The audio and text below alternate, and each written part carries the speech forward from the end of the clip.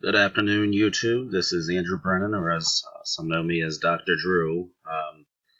And today, at the request of some of the people that I worked with, I'm going to be reviewing a tool I use called Rentometer, or Rentometer, as some people call it. And I figured I'd not just create this video for the group, but for everybody to see.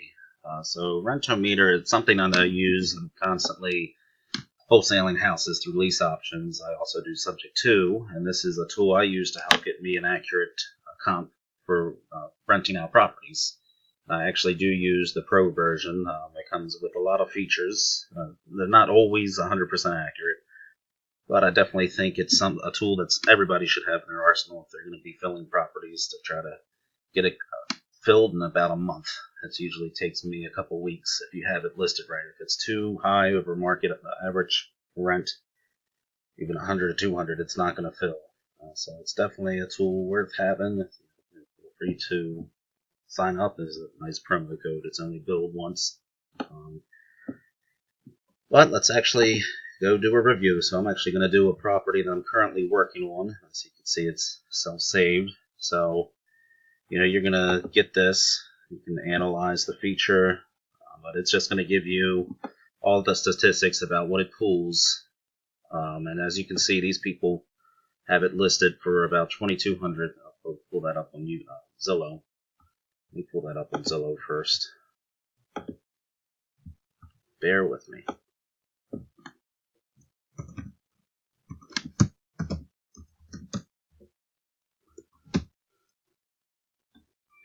So most of the properties that I do are going to be on Zillow. Zillow is like the marketplace for everything now. It used to be Craigslist about 10 years ago, but as you can see, Zillow has it.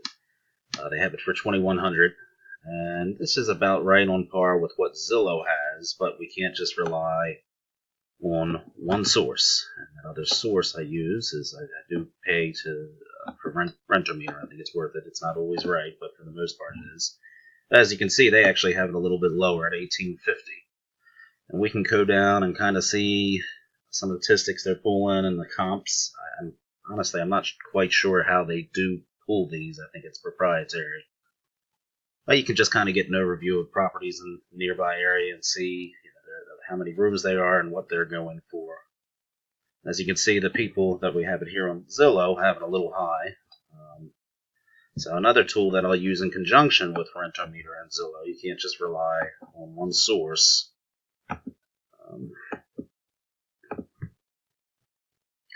Is Realtor. Realtor actually will give you a pretty good accurate estimate. And as you can see, they have it about for $2,000.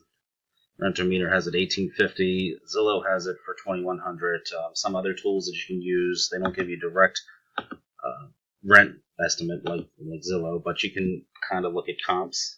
Is Trulia, because Trulia will actually pull all the properties around it, and you can compare and see what's going for what.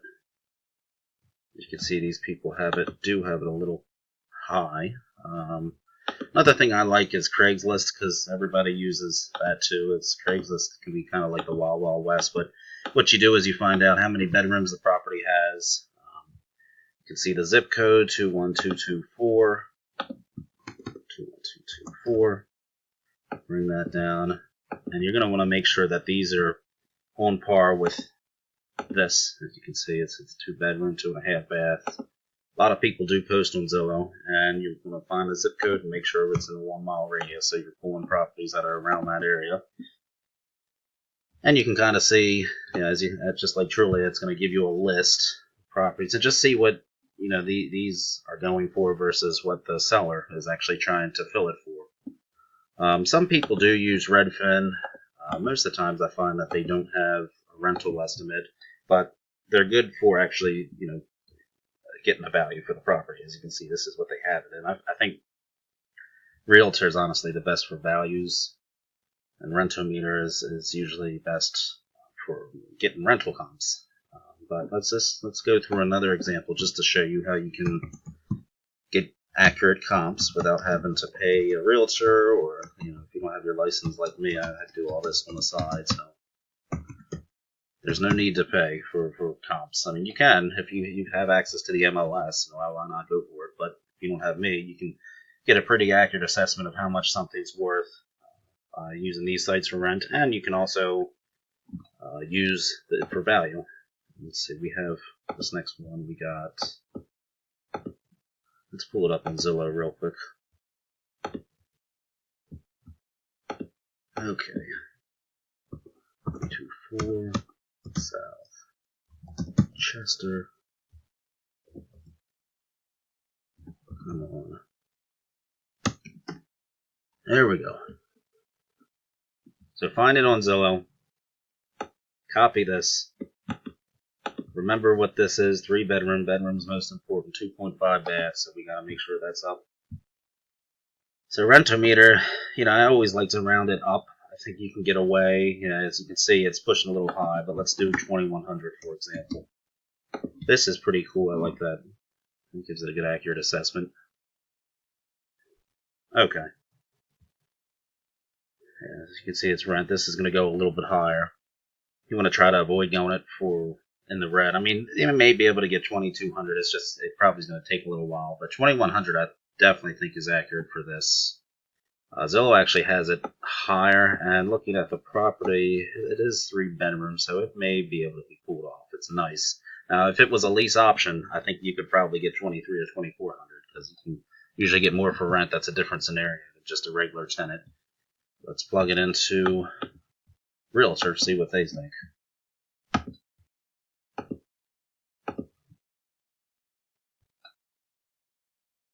Okay, Realtor has it. Oh, they have it lower. Okay, so Zillow's definitely eyeballing it. Realtor and Redfin are usually pretty good, because a lot of their stuff actually does come from the MLS. It's not as accurate, but it's, I definitely think it's a reliable source. Trulia, again, same thing. You just kind of go through the properties in the surrounding area to see what it's going for. You go back to Craigslist or Zillow, you see the zip code is 21231. It's 3 bedroom, 2.5 baths, 21231. And 1 mile. This is 3 bedrooms. We want to make sure this is accurate. Let's change that again. 2 baths. So this is going to show you, just like Trulia, what surrounding areas are going for in Baltimore, Maryland. Other thing you can use is Redfin. Again, they only give so much information. A lot of times they won't actually tell you what the rental thing is. But when you're actually finding the value, if you don't have access to the MLS, it's good to, just like finding rental comps, comparing all these, but with the value, going down and go into here and actually see what Zillow, they actually changed their format a little bit just recently. Let's see. I have to play around with this. I'm trying to keep this video as short and sweet as possible. Yeah, you can see that they have a rental estimate. You can find home value. It's in there somewhere. Just looking around. But like with this, you could usually, this is what they have it at. You can kind of go down to see, what it's worth, what surrounding areas are worth. Trulia, Craigslist, see what's actually selling. Another site I like using is eFin. Let me see if we can actually pull it up.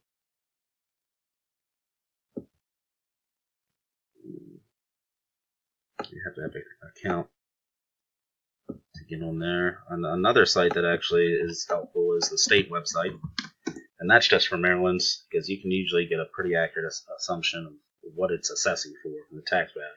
Now that usually won't include that's once a year, so it won't include updates, but that's just to help. You can there's definitely ways to get accurate a picture of what it's actually worth without having to go through a realtor. You just have to use a lot of different things and kind of merge them together and get an accurate. But aside from that, this was focused on Rentometer. I definitely think it is an important tool for you to have, because I'm not constantly going through about 10 to 15 properties a day to see what they could go for. I do this for wholesaling and lease option, and this is important for me to be able to get an accurate assessment of how much I think I can fill a property for. Because most of the times, I'm actually pretty good at this. I can fill a property within a couple weeks. If you're 100 or 200 over the market average, good luck. It's probably going to sit there for a while. But anyway, that concludes this video. If you do like this, feel free to subscribe. I'm actually going to be new to this YouTube, but I'll be doing more educational videos of what I think is good and what I think is crap. But anyways, this is Dr. Drew. Thanks for watching, and good luck to you.